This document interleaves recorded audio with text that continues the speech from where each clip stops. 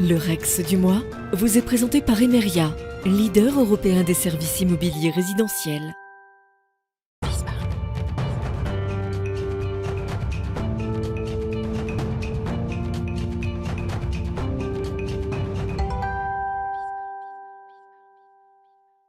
Le Rex du mois avec Caroline Ricross qui nous a rejoint. Bonjour Caroline. Bonjour Eva. Vous allez bien ? Ça va bien et vous ?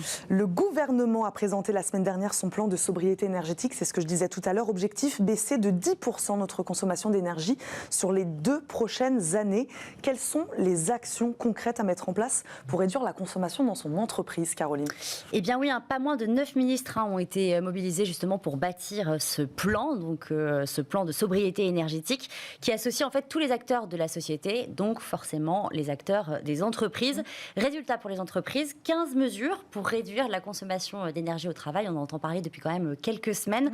Et avant de vous détailler quelques-unes de ces pistes, justement, de ce plan pour les entreprises, une précision qui est vraiment très importante tout de suite, ce ne sont que des recommandations. Les entreprises n'ont donc aucune obligation de suivre forcément ces mesures, notamment pour cet hiver. Pas d'obligation pour les entreprises, c'est important en effet de le préciser. Donc d'abord, Caroline, sans grande surprise, que ce soit pour les ménages ou les entreprises, on incite à réduire le chauffage. Et oui, là aussi on en parle depuis pas mal de semaines quand même, et pour cause, le chauffage c'est quand même la moitié de la consommation énergétique d'un immeuble de bureau.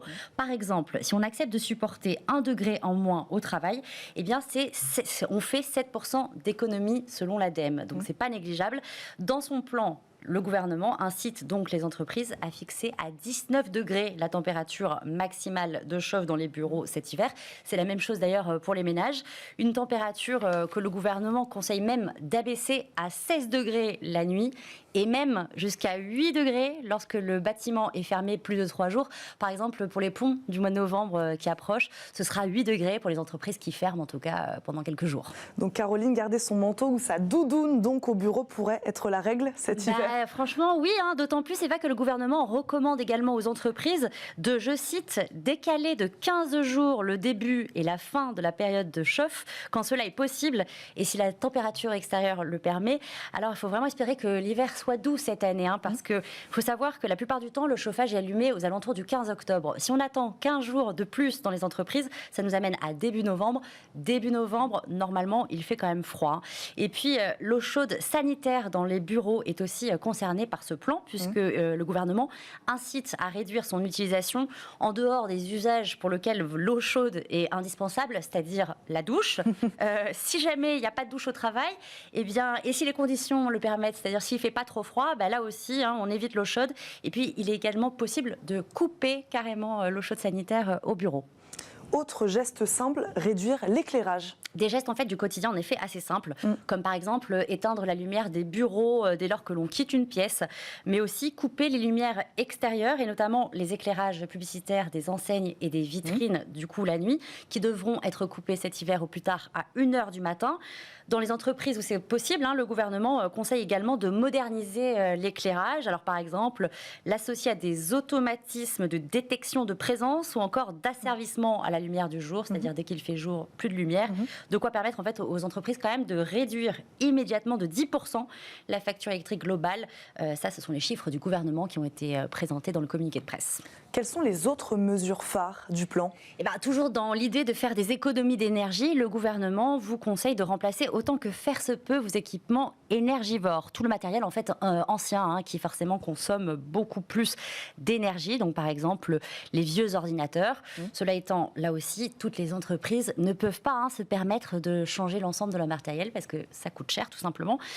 Une autre recommandation qui est également proposée, c'est de suivre en temps réel la consommation énergétique de l'entreprise pour en fait l'adapter en cas de besoin cet hiver. Et Caroline, il y a un enjeu aussi pour les entreprises de faire accepter ces mesures à ses salariés. Oui, quand même. Et c'est là d'ailleurs toute la question. Eva, d'autant que d'après le dernier baromètre Fracture Française, Sopra, Steria, je vais y arriver, 7 Français sur 10 jugent qu'ils font déjà assez d'efforts pour lutter contre le réchauffement climatique. Alors comment les intégrer justement à ce processus de sobriété énergétique ? Car au-delà quand même du conflit ukrainien, parce que c'est surtout pour ça qu'on en parle pour cet hiver, il y a également, ce plan a également pour objectif d'accélérer la transition énergétique énergétique en France. Alors, pour intégrer les salariés à ce processus, le gouvernement propose notamment de nommer par exemple un ambassadeur de la sobriété énergétique. Alors c'est un nouveau terme. En gros, c'est la personne qui au sein de l'entreprise va être le référent sur tous les sujets justement qui sont liés aux économies d'énergie. C'est un peu comme le référent Covid dont on avait beaucoup entendu parler.